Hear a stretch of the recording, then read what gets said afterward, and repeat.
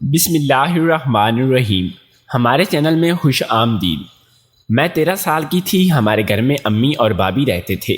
ابا کا انتقال تو میں جب چھوٹی تھی تب ہی ہو گیا تھا، اور بھائی بھی کچھ عرصہ پہلے چل بسے تھے۔ ہماری کچھ دکانیں تھیں جنہیں کرائے پر دیا ہوا تھا۔ ان کے آئے پیسوں سے ہمارے گھر کا اچھا گزر بسر ہو جاتا تھا۔ مجھے بچوں کا بہت شوق تھا۔ اماں سے روز کہتی کہ میری شادی کرا دو، مگر وہ یہ کہہ دیتی کہ ابھی تم 13 سال کی ہو، بڑی ہو جاؤ، اور میں چپ کر جاتی۔ مجھے بچے بہت پسند تھے، لیکن ہمارے گھر میں کوئی بھی چھوٹا بچہ نہیں تھا۔ میں جب بھی اماں سے کہتی کہ مجھے بچے چاہیے تو اماں کہتی اللہ دے گا، اور میں پوچھتی اللہ کب دیتا ہے تو اماں کہتی شادی کے بعد۔ بس جب سے ہی میرے دماغ پر شادی کا بھوت سوار ہو گیا تھا۔ پھر میں اب روز اماں سے ضد کرتی کہ میری شادی کروا دو، تو اماں کہتی ابھی تو بہت چھوٹی ہے، 13 سال کی، جب بڑی ہوگی تو میں تیری شادی کرا دوں گی۔ ایک دن میں صحن میں رکھی چارپائی پر بیٹھی اپنے اسکول کا کام کر رہی تھی۔ دروازے پر دستک ہوئی۔ میں اپنی کتابیں سمیٹتی دروازہ کھولنے گئی، کیونکہ بھابی باورچی خانے میں کام کر رہی تھی اور اماں دوپہر میں تھوڑی دیر سو جایا کرتی تھی۔ میں نے دروازہ کھولا تو سامنے میری سہیلی کھڑی تھی۔ میں نے اسے اندر آنے کا کہا اور صحن میں رکھی چارپائی پر اپنی سہیلی کو بٹھایا۔ میری سہیلی بہت خوش نظر آ رہی تھی، اور اس کے ہاتھ میں مٹھائی کا ڈبہ بھی تھا جو اس نے مجھے دے دیا۔ یہ کیوں؟ میں نے حیرانگی سے پوچھا۔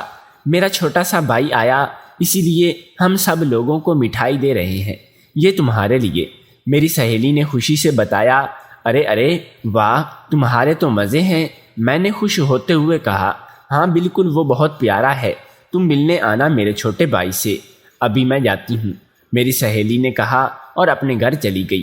میں دروازے کو بند کرتی باورچی خانے میں گئی اور بھابی کو مٹھائی کا ڈبہ دیا۔ یہ کہاں سے آیا؟ میری بھابی نے سوالیہ انداز میں پوچھا۔ میری سہیلی ہے نا، وہ دے کر گئی ہے، میں نے ڈبے میں سے ایک گلاب جامن منہ میں ڈالتے ہوئے کہا۔ کیوں؟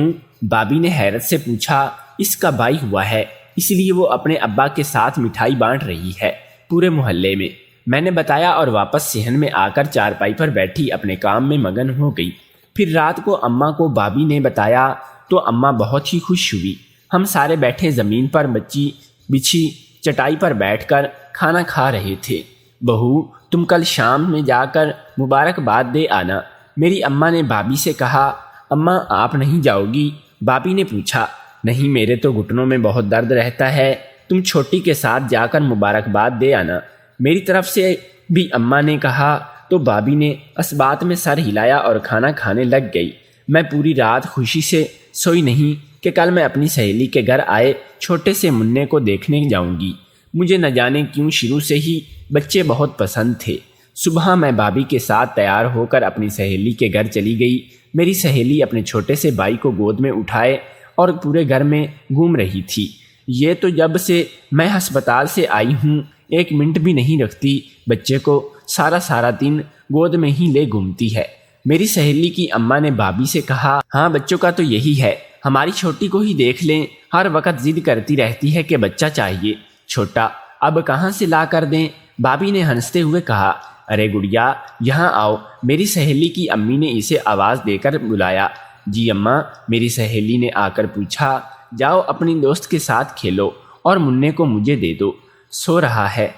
ابھی میری سہیلی کی اماں نے کہا تو اس نے چھوٹا سا منا انہیں دے دیا اور مجھے لے کر گھر کی چھت پر آ گئی۔ میری بھابی نے مجھے آواز دے کر بلا لیا تو میں اور میری سہیلی نیچے آ گئے۔ چلو چھوٹی، گھر چلیں، اماں انتظار کر رہی ہوگی، میری بھابی نے مجھ سے کہا تو میں اس بات میں سر ہلاتی ہوئی ان کے ساتھ گھر آ گئی۔ جب سے گھر آئی تھی میرے دماغ پر وہ چھوٹا سا بچہ سوار تھا۔ مجھے بھی ایک بچہ چاہیے تھا، لیکن مجھے سمجھ نہیں آ رہا تھا کہ میرے پاس بچہ کہاں سے آئے گا۔ میں سو گئی۔ اگلے دن میری سہیلی گھر آ گئی اور بولی، تمہیں پتہ ہے جب سے ہمارے گھر منا آیا ہے نا، میرا ہر وقت دل کرتا ہے کہ میں اس کے ساتھ ہی کھیلتی رہوں۔ میری سہیلی نے کہا، تمہیں پتہ ہے مجھے بچے بھی بہت پسند ہیں، مجھے بھی ایک بچہ چاہیے جس کے ساتھ میں کھیلوں، اسے اپنی گود میں رکھوں اور اس سے بہت ساری باتیں کروں۔ میں نے حسرت میں کہا، ہم بات ہی کر رہے تھے جب تک بھابی بھی اپنے میکے سے آ گئی تھی۔ میری بھابی نے مجھے آواز دے کر باورچی خانے میں بلایا۔ جی بھابی، میں نے بھابی سے پوچھا۔ چھوٹی، تمہیں ایک بچہ چاہیے نا؟ بابی نے مجھ سے پوچھا۔ ہاں، میں نے فوراً سے پرجوش انداز میں کہا، لیکن بچہ آئے گا کہاں سے؟ میری بابی نے مجھے ایک پرچی دی اور کہا کہ اسے اگر تم 7 دن اپنی چارپائی کے نیچے سوتے ہوئے رکھنا تو حاملہ ہو جاؤ گی۔ میں بڑی خوش ہوئی، لیکن سوچ میں پڑ گئی کہ پرچی سے کیسے میں حاملہ ہو سکتی ہوں۔ لیکن مجھے بس اس بات کی خوشی تھی کہ بہت جلد پھر میرے پاس بھی بچہ آ جائے گا۔ جیسے میری سہیلی اپنے بھائی کے ساتھ کھیلتی ہے، میں بھی اپنے بچے کے ساتھ کھیلوں گی، اس کا خیال رکھوں گی، اس سے باتیں کروں گی اور وہ میرے پاس رہے گا ہمیشہ۔ میں یہ سوچ کر ہی بہت خوش ہو گئی تھی۔ میں نے وہ پرچی سنبھال کر اپنی الماری میں محفوظ جگہ پر رکھ دی اور واپس اپنی سہیلی کے ساتھ کھیلنے میں مگن ہو گئی۔ پھر شام کو میری سہیلی اپنے گھر چلی گئی تھی۔ میں بھی کھانا کھا کر سونے کے لیے لیٹنے لگی تو بابی نے مجھے دوبارہ بلایا۔ چھوٹی، تمہیں تمہاری بابی باورچی خانے میں بلا رہی ہے۔ میری اماں نے کہا تو میں بابی کی بات سننے باورچی خانے میں چلی گئی۔ بابی، بلایا آپ نے؟ میں نے بابی کو دیکھتے ہوئے کہا، جو برتن دھونے سے میں مصروف تھی۔ ہاں، یاد سے سونے سے پہلے وہ پرچی اپنی چارپائی کے نیچے رکھ لینا اور اس بات کا ذکر اماں سے مت کرنا، ورنہ کوئی بچہ نہیں آئے گا۔ بابی نے سختی سے تاکید کرتے ہوئے کہا۔ جی صحیح، میں اس بات میں سر ہلاتی باہر آ گئی۔ کیا کہہ رہی تھی بہو؟ اماں نے پوچھا۔ کچھ نہیں اماں، میں نے فوراً سے کہا اور کمرے میں چلی گئی اور الماری سے وہ پرچی نکال کر واپس صحن میں آ گئی۔ میں نے وہ پرچی پہلی رات وہ پرچی سونے سے پہلے اپنی چارپائی کے نیچے رکھی اور سو گئی۔ صبح جب اٹھی تو میری طبیعت بہت بوجھل تھی۔ میرے پورے جسم میں درد ہو رہا تھا اور سر درد سے چکرا رہا تھا۔ اماں مجھے اسکول کے لیے اٹھانے آئی تو میں نے اسکول جانے سے منع کر دیا کیونکہ میری طبیعت ٹھیک نہیں تھی۔ اماں پھر چلی گئی۔ کچھ دیر بعد بابی باورچی خانے سے ناشتہ لے کر میرے پاس آئی۔ تم نے وہ پرچی رکھی تھی اپنی چارپائی کے نیچے؟ بابی نے مجھ سے پوچھا۔ ہاں، میں نے ناشتہ کرتے ہوئے جواب کہا۔ تم نے اماں کو تو نہیں بتایا نا؟ بابی نے پوچھا۔ نہیں، میں نے ایک لفظی جواب دیا۔ اس بات کا ذکر اماں یا کسی سے بھی نہ کرنا، ورنہ تم پھر کبھی حاملہ نہیں ہو سکو گی۔ بابی نے مجھے رازداری سے کہا۔ میں سوچ میں پڑ گئی۔ میں کسی کو بھی بتا کر اتنا بڑا رسک نہیں لے سکتی تھی۔ پھر اگلے دن بھی بابی نے مجھے وہ پرچی رکھنے کے لیے دی اور میں وہ پرچی اپنی چارپائی کے نیچے رکھ کر سو گئی۔ صبح اٹھی تو حالت کل سے بھی زیادہ بوجھل تھی۔ میں نے بابی سے کہا کہ میری طبیعت ٹھیک نہیں ہے تو بابی نے کہا کہ مجھے حاملہ ہونا ہے تو پھر یہ چھوٹے چھوٹے درد برداشت کرنے ہوں گے، ورنہ میں نہ حاملہ ہو سکوں گی اور نہ ہی مجھے کوئی بچہ ملے گا۔ لیکن مجھے تو ہر حال میں بچہ چاہیے تھا۔ میں خاموش ہو گئی اور چارپائی پر لیٹی اس کی سوچ میں گم گئی کہ بھلا یہ کیسے ممکن تھا کہ ایک پرچی چارپائی کے نیچے رکھنے سے میں حاملہ ہو جاؤں گی۔ کہیں بابی مجھے بے وقوف تو نہیں بنا رہی؟ لیکن اگر ایسا تھا بھی تب بھی میری طبیعت کیوں خراب رہ رہی تھی؟ ایسا ہی ہوتا تو نہ جب میری سہیلی کی اماں حاملہ ہوئی تھی تو وہ بھی تو بیمار رہتی تھی۔ میں نے سوچا میں بھی جب سے وہ پرچی اپنی چارپائی کے نیچے رکھ رہی تھی بہت بیمار رہ رہی تھی۔ میں ابھی انہی سوچوں میں گم تھی کہ اچانک سے میرا جی متلانے لگا۔ میں بھاگتی ہوئی غسل خانے میں گئی تو مجھے الٹیاں ہونا لگ گئی۔ میری طبیعت بہت خراب ہونے لگی اور ٹھنڈے ٹھنڈے پسینے آنے لگ گئے تھے۔ اماں نے جب میری حالت دیکھی تو پریشان ہو گئی اور پوچھنے لگی کہ مجھے کیا ہوا ہے۔ اس سے پہلے تو کچھ اور کہتی بابی نے فوراً سے کہا، اماں وہ اس نے آج محلے میں آئے ہوئے ٹھیلے سے دہی بلے کھا کر لیے تھے، اس لیے جب سے ہی یہی حالت ہے۔ بابی نے صفائی سے جھوٹ کہا تھا اور ساتھ ہی مجھے چپ رہنے کا اشارہ کیا۔ مجھے بابی کی کہی بات یاد تھی کہ اگر میں نے کسی کو بھی اس عمل کا بتایا تو میں پھر کبھی حاملہ نہیں ہو سکوں گی، اسی لیے میں بھی خاموش رہی۔ پھر اماں مجھے باتیں سناتی ہوئی میرے لیے دوائی لائی، جسے کھانے کے بعد مجھے بابی نے سختی سے منع کر دیا اور کہا کہ اگر میں نے کوئی بھی دوائی کھائی تو میں پھر حاملہ نہیں ہو سکوں گی، اس لیے میں نے وہ دوائی پھینک دی۔ رات ہوتے ہی مجھے دوبارہ بابی نے وہ پرچی لا کر دی اور کہا کہ میں اسے اپنی چارپائی کے نیچے رکھ لوں۔ میں نے وہ پرچی ان سے لے لی۔ جیسے ہی سونے کا وقت ہوا بابی نے مجھے یاد دلایا کہ میں لازمی وہ پرچی سونے سے پہلے اپنی چارپائی کے نیچے رکھ لوں۔ میں سونے کے لیے لیٹ گئی۔ میں نے پرچی چارپائی کے نیچے رکھ دی، لیکن مجھے کافی دیر سے نیند نہیں آ رہی تھی۔ میں چارپائی پر لیٹی کروٹیں بدل کر تھک گئی تو سوچا تھوڑی دیر چھت پر چلی جاؤں۔ میں بستر سے اٹھی اور چھت پر چلی گئی۔ چھت پر پہنچ کر دیکھا تو بابی پہلے سے ہی چھت پر موجود تھی۔ بابی، آپ چھت پر کیا کر رہی تھی؟ میں نے حیرت سے پوچھا۔ نیند نہیں آ رہی تھی، اس لیے آ گئی تھی، بابی نے فوراً سے کہا۔ اچھا، میں نے انہیں دیکھتے ہوئے بس اتنا کہا تھا اور چھت پر ٹہلنے لگ گئی۔ جا رہی تھی کہ واپس میں نے انہیں سیڑھیوں کے پاس جاتے ہوئے دیکھ کر پوچھا۔ ہاں، نیند آ رہی ہے مجھے، بابی نے جواباً کہا اور نیچے چلی گئی۔ میں ناسمجھی سے انہیں جاتا دیکھ رہی تھی اور اب تک وہ کہہ رہی تھی کہ انہیں نیند نہیں آ رہی، اور میرے آتے ہی اچانک سے نیند بھی آنے لگ گئی۔ میں سوچتے ہوئے چھت پر ہی ٹہل رہی تھی کہ اچانک چھت پر کچھ گرنے کی آواز آئی۔ میں نے آواز کے تعاقب میں دیکھا تو چھت کی زمین پر کسی نے کاغذ لپیٹ کر پھینکا تھا۔ میں نے وہ پتھر اٹھایا اور اس میں سے کاغذ نکال کر پڑھنا شروع کیا تو میری آنکھیں حیرت سے کھلی کی کھلی رہ گئی۔ اس کاغذ پر لکھا تھا کہ میں تمہیں پسند کرتا ہوں، اور اگر تم بھی مجھے پسند کرتی ہو تو کل محلے کے پاس والے پارک میں ملنے آ جانا، جلد تمہارے بچے والی خواہش پوری ہو جائے گی۔ میں نے وہ کاغذ پڑھا اور پھر اسے جلدی سے پھاڑ کر چھت پر ہی کونے میں پھینک دیا اور فوراً سے نیچے آ گئی۔ میں چارپائی پر لیٹی سوچ رہی تھی کہ میرا سانس اب تک پھولا ہوا تھا۔ وہ پیغام ضرور بابی کے لیے ہی تھا، اس لیے ہی تو وہ میرے اوپر چھت پر جاتے ہی فوراً نیچے آ گئی تھی کہ کہیں میں انہیں بات کرتے ہوئے دیکھ نہ لوں۔ لیکن اس شخص کو نہیں معلوم ہوگا، تب اس نے بابی کے بجائے وہ کاغذ اور اس وقت پھینک دیا جب میں چھت پر تھی۔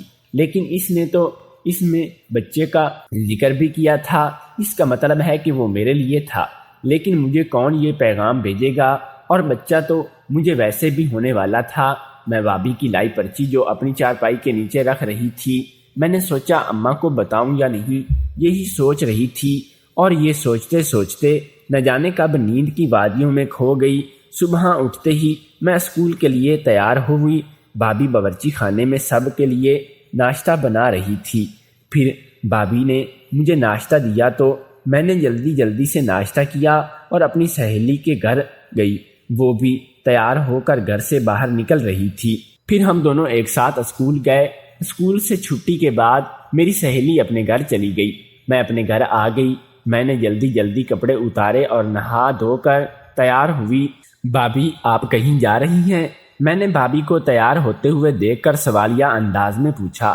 ہاں، پاس والے پارک تک ہی جا رہی تھی، بابی نے جلدی سے کہا۔ اچھا، میں نے ایسا ظاہر کیا جیسے مجھے کسی بات کا علم ہی نہیں ہے۔ ایسا کرو، تم بھی چلو۔ میں اپنے اسکول کا کام کرتی ہوئی مسلسل بابی کو مشکوک نظروں سے دیکھ رہی تھی۔ شاید بابی نے بھی یہ بات نوٹ کر ہی دی تھی، تبھی تو انہوں نے کہا، نہیں آپ جائیں۔ میں نے کاپیاں سمیٹتے ہوئے کہا، لیکن پھر ان کے اصرار پر میں ان کے ساتھ چلی گئی، جبکہ در حقیقت میرا خود بھی دل چاہ رہا تھا کہ میں ان کے ساتھ جاؤں تاکہ دیکھ سکوں بابی کس سے ملنے جا رہی ہیں۔ میں تیار ہو کر بابی کے ساتھ محلے کے پاس والے پارک میں چلی گئی۔ ہم کافی دیر وہی بیٹھے رہے، لیکن نہ تو بابی کہیں گئی نہ ہی ان سے ملنے کوئی آیا۔ لیکن سامنے ہی ایک لڑکا مسلسل ہمیں ہی دیکھ رہا تھا۔ میں نے ذرا دھیان سے اسے دیکھا تو میں اسے پہچان گئی تھی۔ وہ ہمارے گھر کے برابر والی خالہ کا کرایہ دار تھا۔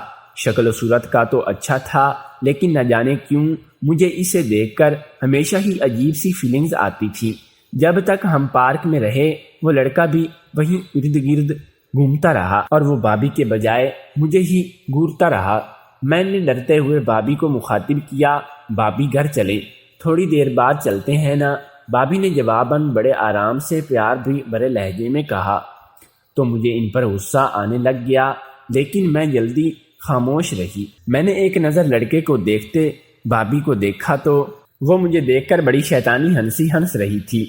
میں نے بابی سے پوچھا، کیا ہوا بابی، ایسے کیوں مسکرا رہی ہو؟ تو وہ ڈر گئی، پسینہ اس کے چہرے پر نمودار ہونے لگا۔ ارے میں دیکھ رہی ہوں کہ کتنی اچھی کھلی فضا ہے، اب ہم روز یہاں آ جایا کریں گے، بابی نے جلدی سے کہا۔ نہیں بابی، میں نہیں آؤں گی، وہ دیکھو وہ لڑکا کیسے گھور رہا ہے، میں نے منہ بنا کر کہا۔ ارے کیا ہو گیا ہے، اگر گھور رہا ہے تو تم بھی گھور لو، اسے ویسے ہے بڑا خوبصورت، لیکن یہ یہاں کرنے کیا آیا ہے؟ پتہ نہیں بھابھی، اور یہ کوئی خوبصورت نہیں، یہ وہی لڑکا ہے جو اس دن آیا تھا۔ اچھا یہ ہے وہ لڑکا، میری دوست ہے، نجمہ جو پڑوس میں رہتی ہے، یہ اس کا بھائی ہے، کہہ رہی ہے کہ اس کے لیے رشتہ دیکھ رہی ہیں۔ مجھے تو لگتا ہے کہ یہ تم سے شادی کرنا چاہتا ہے۔ نہیں بھابھی، مجھے نہیں یہ پسند، اس کو دیکھ کر مجھے بڑا عجیب لگتا ہے۔ ارے مجھے بھی یہی لگتا تھا تمہارے بھائی کو دیکھ کر۔ اچھا چلو گھر چلتے ہیں، لیکن یہ راز ہمارے درمیان ہی رہے، اماں کو اس کا کچھ نہ بتانا۔ بھابھی نے جلدی سے کہا تو میں نے ہاں میں سر ہلا دیا۔ آج میری طبیعت پہلے سے بہتر تھی، مجھے درد نہیں ہو رہا تھا، نہ ہی کوئی الٹی وغیرہ آئی تھی، میں خوش تھی۔ پھر تھوڑی دیر بعد ہم گھر گئے۔ ہم گھر آئے تو اماں اٹھی ہوئی صحن میں بیٹھی تھی، ہماری ہی منتظر تھی۔ کہاں چلی گئی تھی بہو؟ اماں نے ہمیں گھر میں داخل ہوتے ہوئے دیکھ کر بھابھی سے پوچھا۔ اماں، ہم پاس والے پارک تک گئے تھے، چھوٹی بہت ضد کر رہی تھی، بھابھی نے بہت ہی مہارت سے جھوٹ کہا تھا، میں تو دنگ ہی رہ گئی تھی۔ میں اس سے پہلے اماں کو سچ بتاتی، بھابھی نے مجھے آنکھوں سے چھپ رہنے کا اشارہ کیا تھا۔ میں کچھ سوچتی ہوئی خاموش ہو گئی۔ مزہ آیا میری بیٹی کو۔ میں اماں کے پاس جا کر بیٹھ گئی۔ اماں نے پیار سے پوچھا اور پھر ہم کھانا کھا کر سو گئے تھے۔ کچھ دن بعد اماں کو کسی کی وفات پر دوسرے شہر جانا پڑا۔ میں اور بھابھی گھر میں اکیلے تھے۔ میں اسکول کے کام سے فارغ ہوئی تو بہت تھک گئی تھی اور غلطی سے بھابھی کی چارپائی پر سو گئی۔ رات میں اچانک میری آنکھ کھلی تو مجھے محسوس ہوا کہ کسی نے میرے اور اوپر سے چادر ہٹائی ہے۔ مجھے کسی کی موجودگی کا احساس ہوا تھا، لیکن میں نے آنکھیں نہیں کھولی۔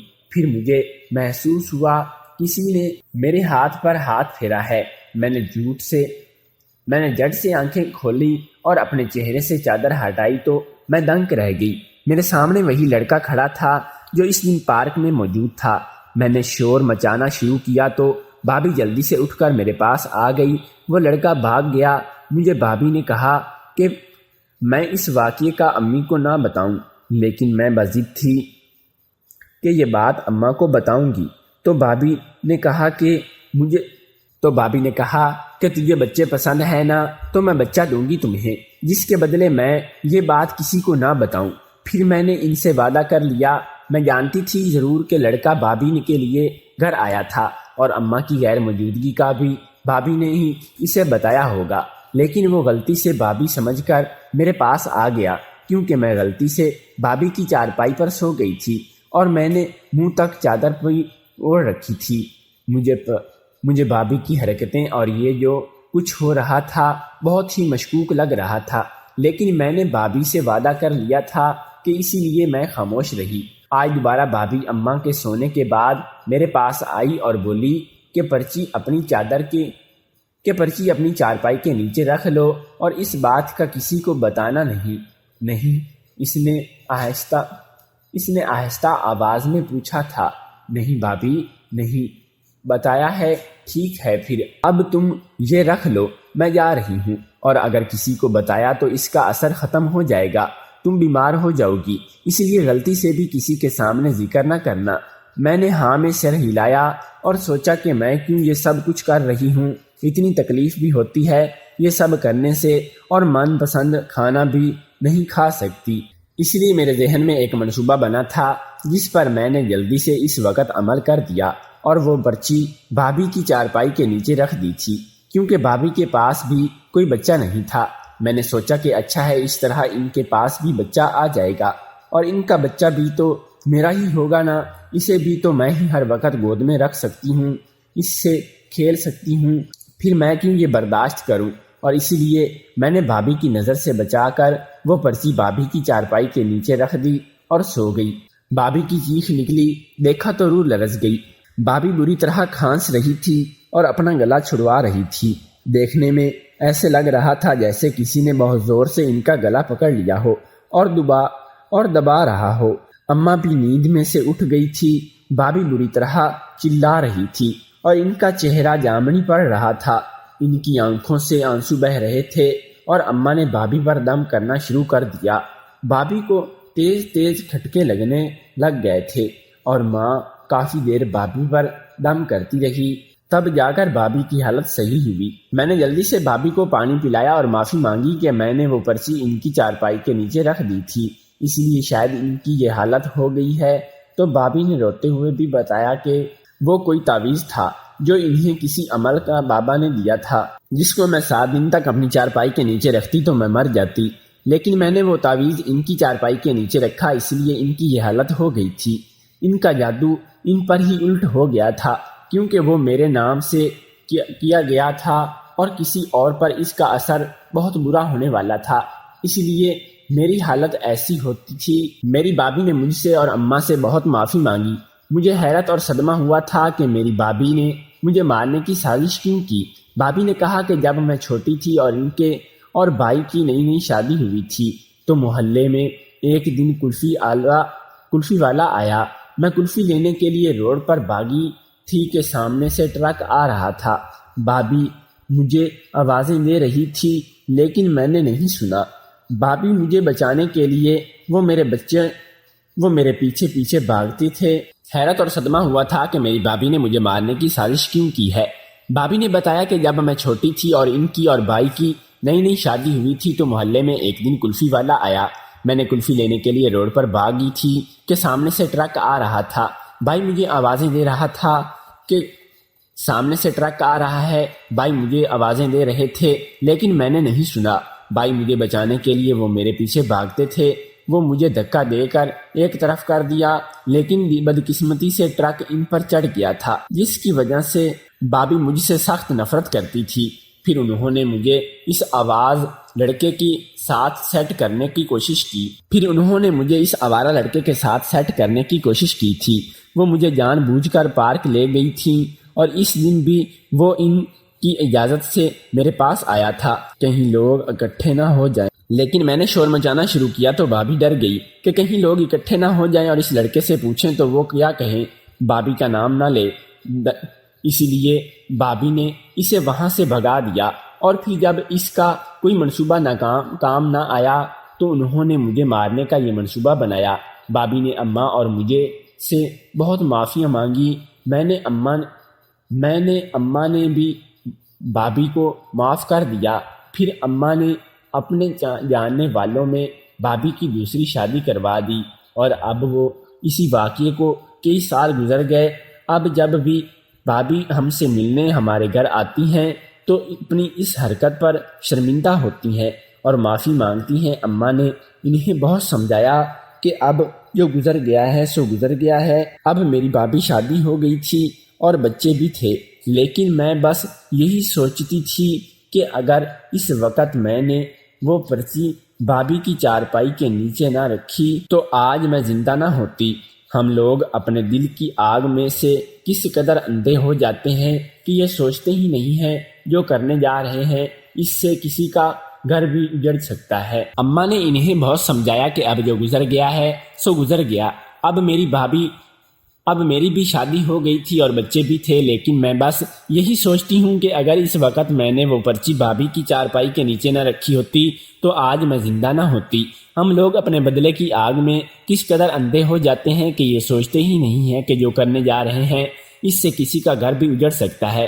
بدلے کی آگ میں جلتے بھابی کے بھی حواس سلب ہو چکے تھے۔ تب ہی وہ اپنی کمواری نند کو پہلے کسی لڑکے کے جنگل میں پھنسا کر اس کی زندگی برباد کرنے چلی تھی، اور جب کامیابی ہوئی تو اس نے یہ کام کرنا شروع کر دیا۔ میں بھابی کو تو دل سے معاف کر چکی تھی، لیکن بس کبھی دل میں یہ خیال آ جاتا کہ ہم لوگ واقعی خود غرض ہیں۔ آپ کو کیا لگتا ہے کہ بھابی نے جو کچھ بھی میرے ساتھ کرنے کی کوشش کی کیا وہ صحیح تھا؟ کیا میں نے اور اماں نے بھابی کو معاف کرتے اس کی دوسری شادی کروا کر صحیح کیا تھا، یا اسے گھر سے دھکے دے کر نکالنے کے بعد پولیس کے حوالے کر دینا چاہیے تھا؟ کمنٹ کر کے ضرور بتائیے گا۔